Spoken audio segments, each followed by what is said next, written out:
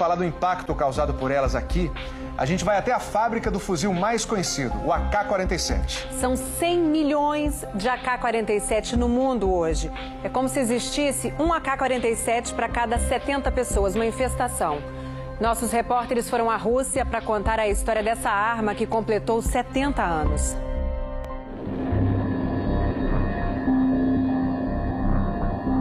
O cogumelo de fumaça tinha 18 quilômetros de altura. A explosão de Hiroshima matou em torno de 150 mil pessoas. A outra em Nagasaki, perto de 75 mil. As duas bombas atômicas fizeram menos vítimas do que a AK-47. Esse fuzil mata, na média, cerca de 250 mil por ano. A de automática, K de Kalashnikov, sobrenome do inventor,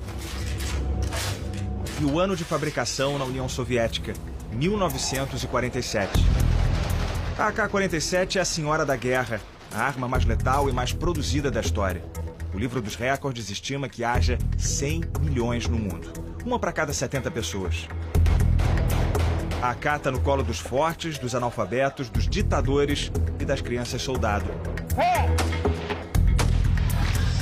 Ela é a arma de mais de 50 exércitos nacionais, de guerrilheiros, de terroristas.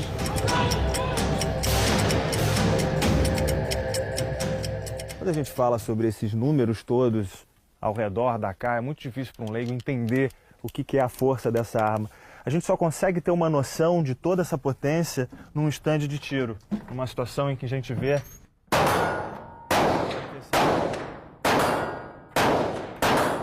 a Kalashnikov pode disparar um único tiro ou entrar em modo metralhadora.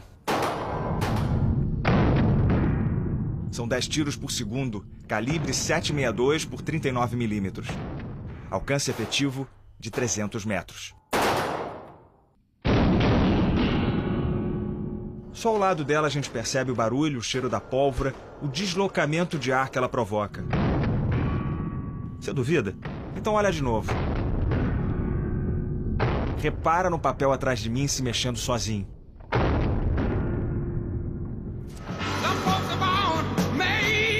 A AK só provou seu potencial na Guerra do Vietnã, quando a União Soviética deu a sua invenção aos Vietcongs do Norte e os Estados Unidos apoiaram os vietnamitas do Sul.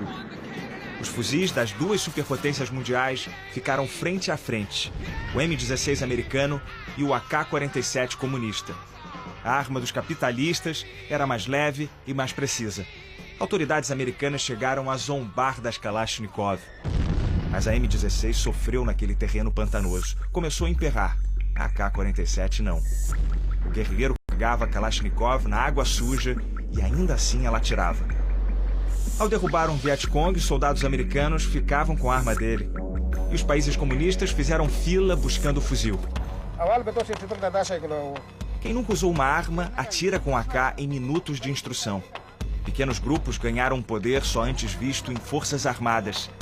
Essa simplicidade permitiu que o fuzil marchasse pelo globo e aparecesse em bandeiras. Em Moçambique, os pais deram aos filhos o nome de Kalash. Os Estados Unidos contra-atacaram na propaganda. Os americanos cresceram vendo a AK-47 na mão do bandido.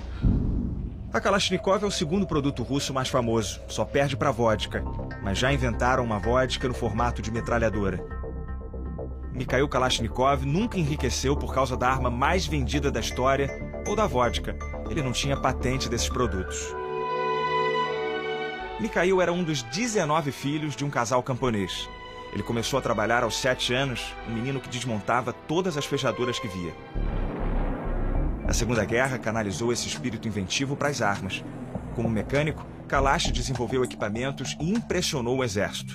Ele ganhou uma posição no campo de testes soviético, numa cidade secreta. Ijevsk fica a 900 quilômetros de Moscou. Há 2 séculos, esse lugar fornece as armas ao exército russo. A cidade era fechada a estrangeiros até a década de 80. Ninguém podia dizer que trabalhava na fábrica da Kalashnikov. Dentro dessas paredes, a produção é intensa e o espaço monumental. A AK é montada manualmente.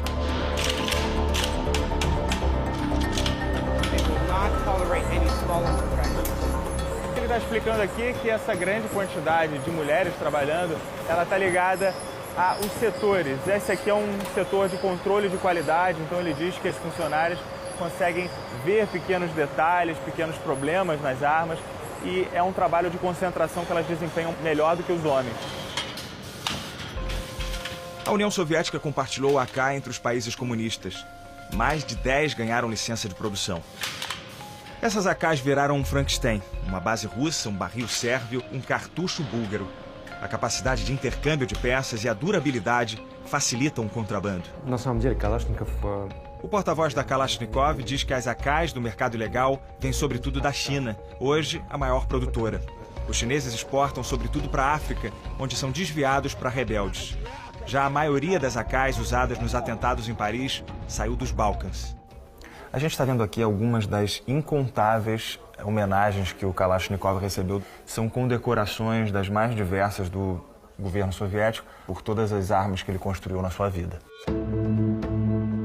Mesmo depois do fim da União Soviética, a Rússia continua tratando Mikhail como herói. Ele ganhou agora em setembro, 3 anos depois da sua morte, uma estátua de 9 metros em Moscou. Kalashnikov tinha um discurso pronto quando perguntavam se o inventor de uma máquina universal de matar dormia tranquilo. Respondia que a arma era para se defender e a culpa pelas mortes não era dele, mas dos políticos.